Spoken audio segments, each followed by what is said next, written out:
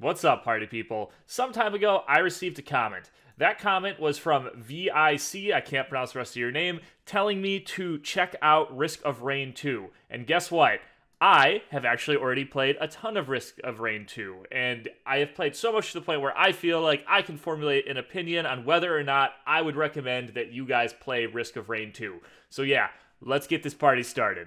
Okay, Risk of Rain 2. Where do I even start? Guys, I am just going to go right off the bat, or start right off the bat by saying that I am an absolute Risk of Rain 2 god. I have played this game for at least 10 million hours, and I am definitely the person you should be listening to on whether or not you should play this game. Now, just so you know, Risk of Rain 2 does have, a previous game, right? Risk of Rain, and that game was a 2D game, and so one thing that's really cool about Risk of Rain 2 is that it is now 3D. So the basic premise of this game is that you are making your way through various levels, picking up items to become stronger, and trying to get to the highest wave possible. Basically, there isn't really a beating this game, it's just seeing how high you can progress, and how strong you can get, and how many cool items you can make. Now, what makes this game so unique is that there are tons of different classes, and these different classes interact with all the different items you pick up in the game. Like I mentioned before, you're picking up these items. These items buff your character. They do things from increasing your attack, to increasing your jump height, to increasing the way that you heal, to making things explode, to shooting out spikes or rockets. I mean, basically, you name it, and there's an item for it in the game. And each of these you pick up will make you stronger. And you can pick up multiples of these items. Picking up multiples of these items makes the items even stronger. So let's say you pick up 3 items that boost your attack. Well, now your attack has been boosted 3 times, right?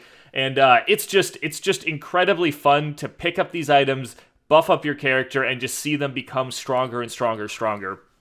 Now, in the first game, you could get to the point where basically your character was a god. Like there was no way to kill you, and you were way stronger than anything the game could throw at you. Risk of Rain 2 has actually kind of corrected this, because now, at least from what I've seen, no matter how many items you pick up, no matter how strong you get, they seem to have something they can throw at you that is still going to end up killing you. So that keeps the game really fresh and really fun. Now, another really cool thing they've done in this game is there are tons of achievements and things to unlock within the game itself. First off, you have to unlock the various characters that you can get in the game. And you do that by accomplishing certain things in the game, whether it be getting to a certain level, or finding a certain item and using it on a certain location in a map, or anything like that, or unlocking it with a special currency that you farm in the game. It's really unique the way you unlock these characters, and they hide it well, but they're all very realistic and very fun to farm.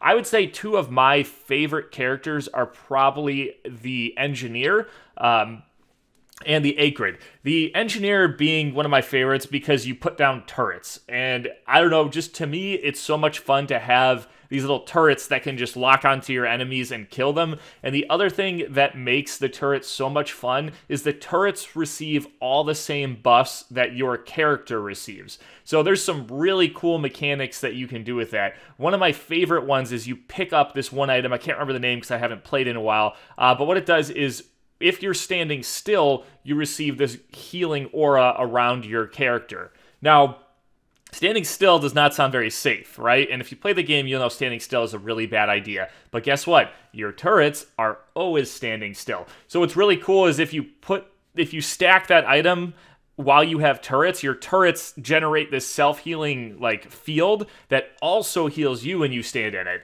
So that's pretty cool. I like the Acrid a lot. It's like this weird poison-spitting dinosaur, and the main reason I like it is because it has this jump ability, and it's just very satisfying to jump around the map and spewing toxic, waste as you do so. Very, very, very cool. Another aspect of the game that I haven't looked into yet, but I really want to look into, is the ability to unlock different abilities for your characters. Your characters have all these base abilities, but as you complete more achievements in the game, you can unlock new abilities, which makes it even more fun and more rewarding to keep playing these characters.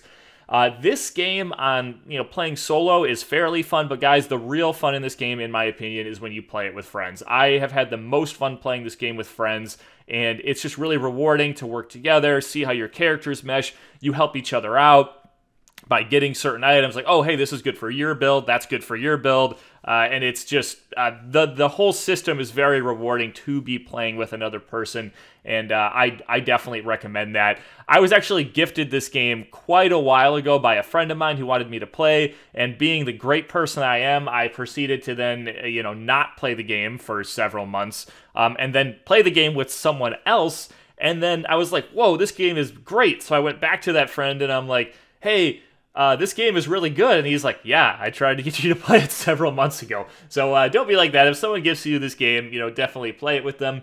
I just checked Steam, and the current retail price for this is $25. And I would say this game is absolutely worth $25. If not, pick it up when there's a sale or something.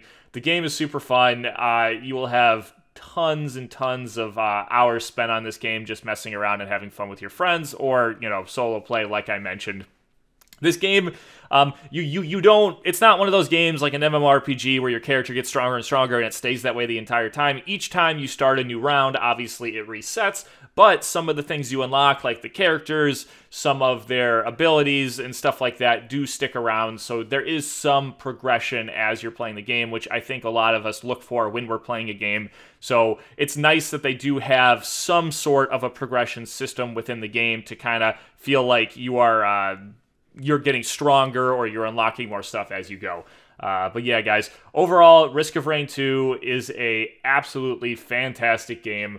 I honestly can't think of anything about it that's negative, like, at least for what the game is. I mean, I could talk about what the game isn't, but for what the game is, I think it's absolutely phenomenal, guys. It is absolutely phenomenal. So if you're wondering whether or not I would recommend that you play Risk of Rain 2, yeah, I absolutely recommend that you check out Risk of Rain 2. I really don't think this game could disappoint anyone, and it's super fun. And guys, one more thing I just thought about, the music or the soundtrack in the game is also very, very impressive. It's just very chill, interesting music. It's very unique, as well as the scenery and the maps that you play on. So yeah, I don't know what else to say, guys. Just please go play this game. It's absolutely fantastic. I hope you guys enjoyed this video. Questions, suggestions, as always, you can leave them in the comments. And until next time, guys, take care.